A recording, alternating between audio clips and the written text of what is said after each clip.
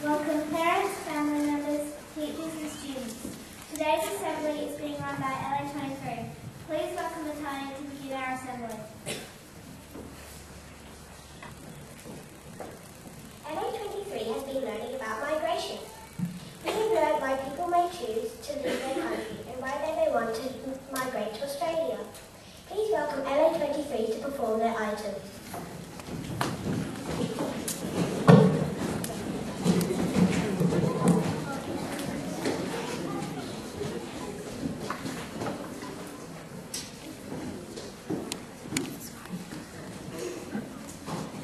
Anh Do is one of Australia's best loved comedians. He came to Australia as a refugee by boat in 1980 with his family. His book, The Happiest Refugee, won the 2011 Australian Book of the Year. This is the true story of Anh Do and his trip to Australia, based on his children's book, The Little Refugee.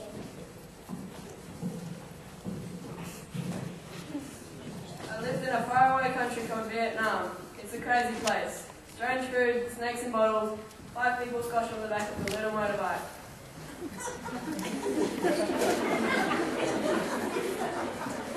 My family was very poor, so we lived with my mum's family, lots of them. There were 14 people living in a tiny 3-room house. This is my mum, my dad, my uncle, and my little brother Carl.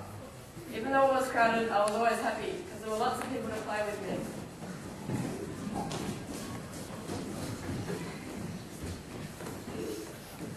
I didn't know there was a war going on. Outside our house, in the jungle, and in the villages of Vietnam, many people died. Lots of them were soldiers. Some were mothers and fathers, and some were even children. My father and many of my uncles were in the war, fighting alongside the Australian and American soldiers. After the war ended, their lives were in great danger, because they were on the losing side. My family decided to escape to another country. From now on, we will be refugees. Our family, together with neighbours and friends, bought an old stinky fishing boat to stank for fish.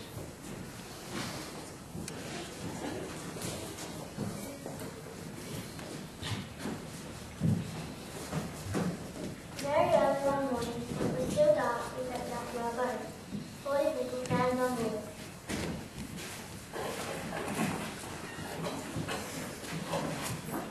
At first, the sun looked down on us. Then, softly clouds came and gave us shade. But then the sky turned black, and an angry storm rose. Giant waves crashed down on us. I was terrified, but Mum hugged me tight and told me. Everything will be okay. Don't worry, it'll be okay. Finally, the storm passed, and the sun came out again. Mum and Dad stood together, looking at all the clean water that had been in their sea. At least we all still alive. Said Mum, we were hungry and thirsty.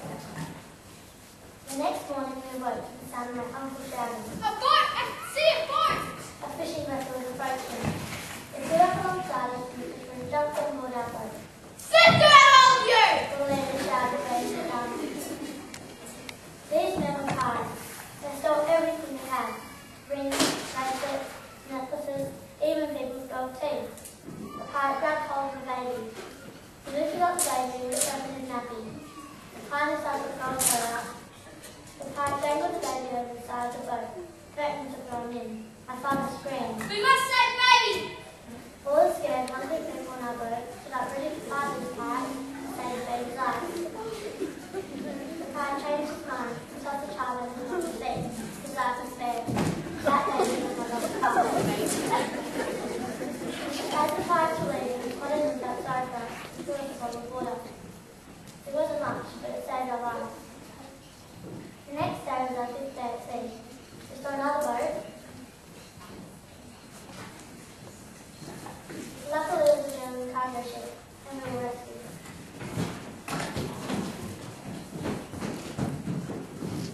Everything will be okay now. Said my mother.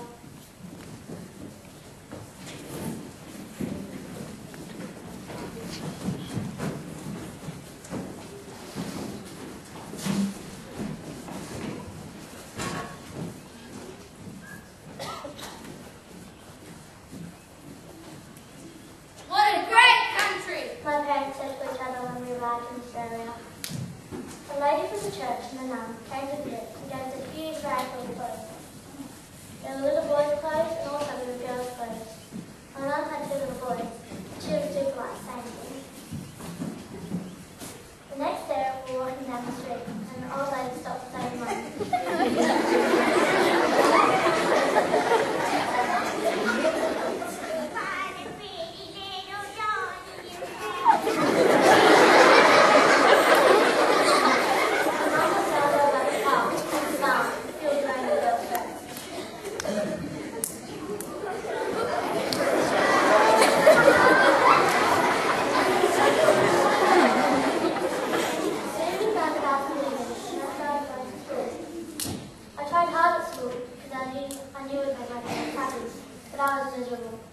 I couldn't speak English very well, so I didn't understand my teacher. I had different food to the other kids, and some of them laughed at me. I even looked different because I didn't have the right uniform. So I went into the garden. Mum found me. She sat there reading. We sat there for a while.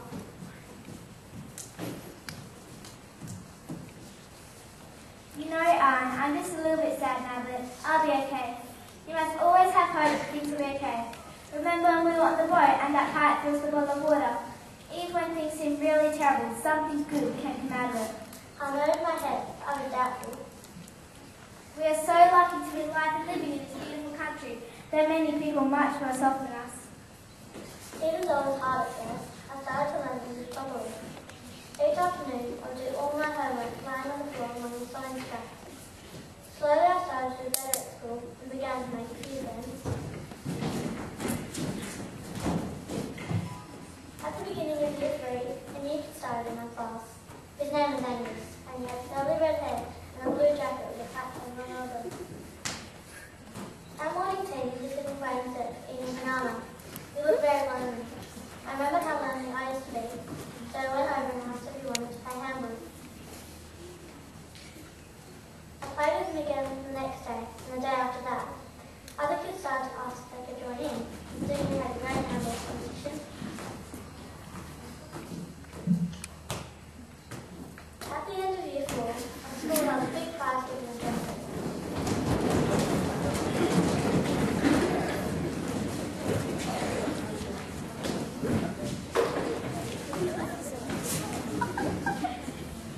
My parents never came to school functions because they were always working.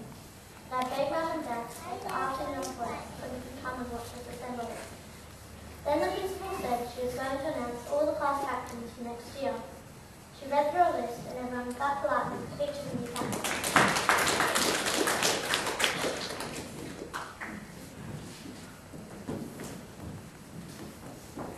Finally, she reached the list for next year's year 5. And the class captain for 5 Blues class is Anh Do. I couldn't believe it. The kid was so motivated and class captain. As I walked towards the principal to shake hands, I heard a big whoop from the audience. Woo! I looked down and saw 2 people standing on the head, clapping and cheering loudly. It was Mum and Dad. My eyes filled with tears as I looked at my parents' smiling faces. I knew I'd made them happy.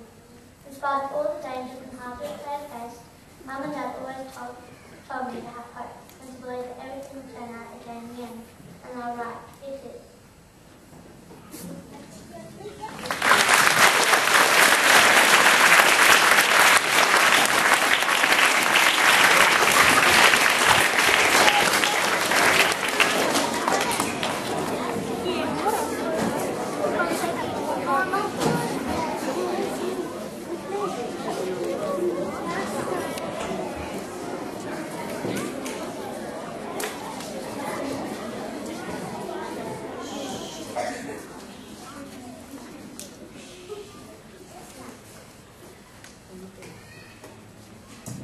Please welcome Miss Hadley, who would like to address the assembly.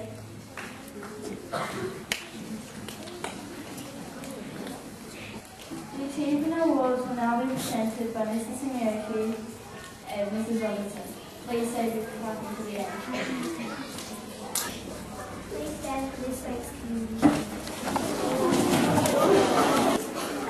Thank you for all attending our assembly. Please listen to our leaders.